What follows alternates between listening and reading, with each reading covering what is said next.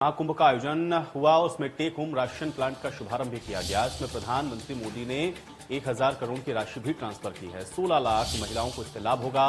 प्रदेश भर में 202 प्लांट का शुभारंभ किया गया है। प्रधानमंत्री नरेंद्र मोदी ने राशन प्लांट का शुभारंभ किया है। कन्या सुमंगला योजना के लाभार्थियों को पैसा भी इस दौरान ट्रांसफर किया गया। तो प्रधानमंत्री नरेंद्र मोदी आज प्रयागराज में एक कार्यक्रम में दीनदयाल अंत्योदय योजना के तहत स्वयं सहायता समूह को 1000 करोड़ रुपए का ट्रांसफर किया। बताया यह भी जा रहा है कि इसके बाद ग्रामीण इलाकों की करीबन 16 लाख महिलाओं को इसका फायदा हुआ। प्रयागराज में मातृशक्ति महाकुंभ में पीएम मोदी ने 202 टेक होम प्लांट का शिलान्यास भी किया। पीएम मोदी ने यह भी कहा कि आज ऐसी लड़कियों को पैसे मिले हैं जिनके पास कुछ समय पहले तक अकाउंट भी नहीं थे। आज उनके पास डिजिटल बैंकिंग की ताकत है। प्रधानमंत्री ने मुद्रा योजना का भी जिक्र किया और यह कहा कि यह स्कीम नई महिलाओं और उद्यमियों को प्रोत्साहित कर रही है।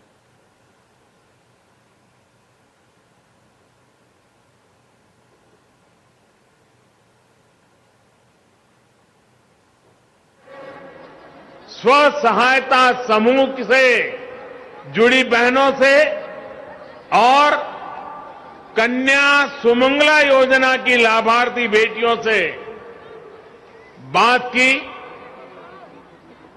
ऐसे ऐसे भाव, ऐसी आत्मविश्वास से भरी बातें माताओं बहनों, हमारे यहां एक कहावत है, प्रत्यक्षे किम प्रमाणम, यानी जो प्रत्यक्ष है, जो सामने है, उसे साबित करने के लिए कोई प्रमाण की जरूरत नहीं पड़ती। यूपी में विकास के लिए, महिलाओं के सशक्तिकरण के लिए जो काम हुआ है वो पूरा देश देख रहा है। तो प्रधानमंत्री को आप सुन रहे थे और आज इन योजनाओं का लाभ भी मिला है। साथ ही साथ कन्या सुमंगला योजना के तहत 1000 करोड़ की जो राशि है उसका भी ट्रांसफर किया गया है। बातचीत करते हैं, हमारे साथ संदीप, हमारे सहयोगी जुड़ रहे हैं। संदीप, आज प्रधानमंत्री ने प्रयागराज की धरती से जिन बातों को कहा उसको किस तरह से देखा जाए और खासतौर से महिलाओं को लेकर के आधी आबादी का जब जिक्र प्रधानमंत्री कर रहे थे तो उसके क्या मायने समझे जाए?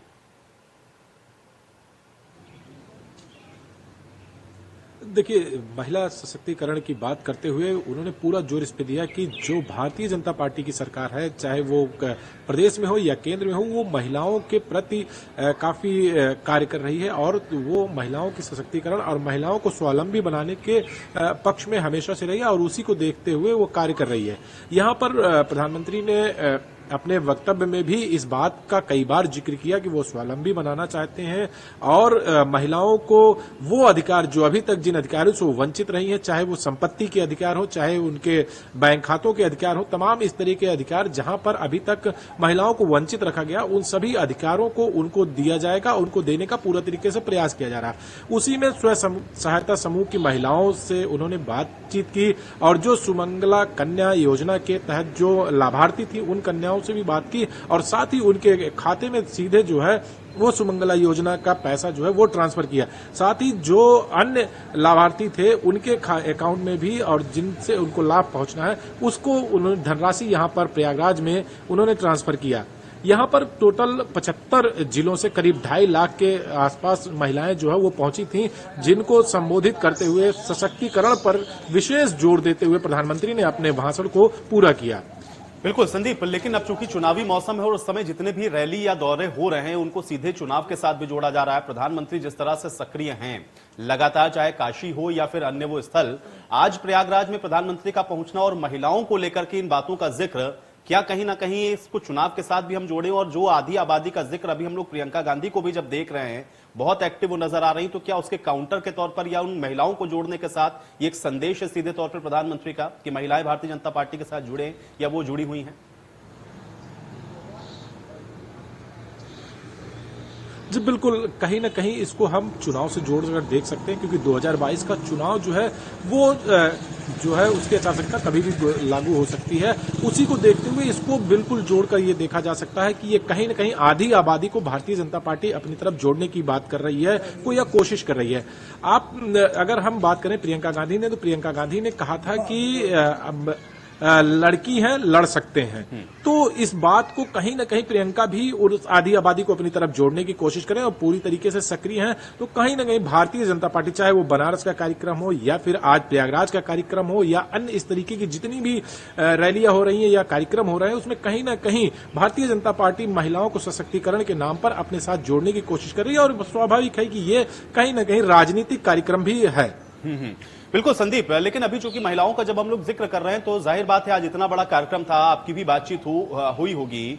ये जो महिलाओं को लाभ पहुंचाने की बात यहां पर कही जा रही थी प्रधानमंत्री के द्वारा, या फिर जिस तरह की स्कीम्स का या जिन योजनाओं का जिक्र हुआ, ग्राउंड पर उसकी क्या रियलिटी है, क्या हकीकत है और महिलाएं इससे कितना कन्विंस आपको वहां पर नजर आई? क्या वाकई में उनको वो हक मिल रहा है, उनको उस तरीके से एक तरीके की हम ये कह सकते हैं कि सामर्थ्य मिल रही है जिसका जिक्र प्रधानमंत्री ने किया? असल स्थिति क्या और महिलाएं कितना आश्वस्त हैं इसको लेकर के, इसको भी अपडेट करें।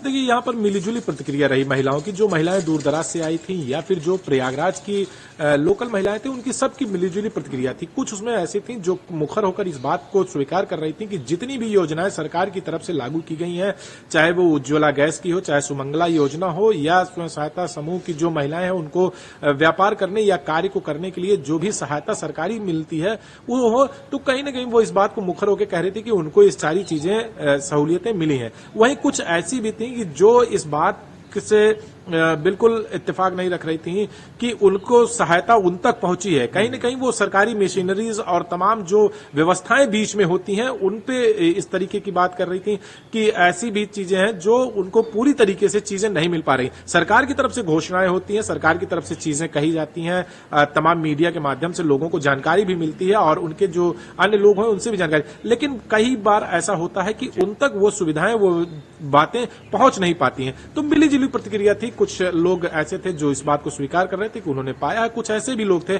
जो इस बात से इनकार भी कर रहे थे। चलिए संदीप।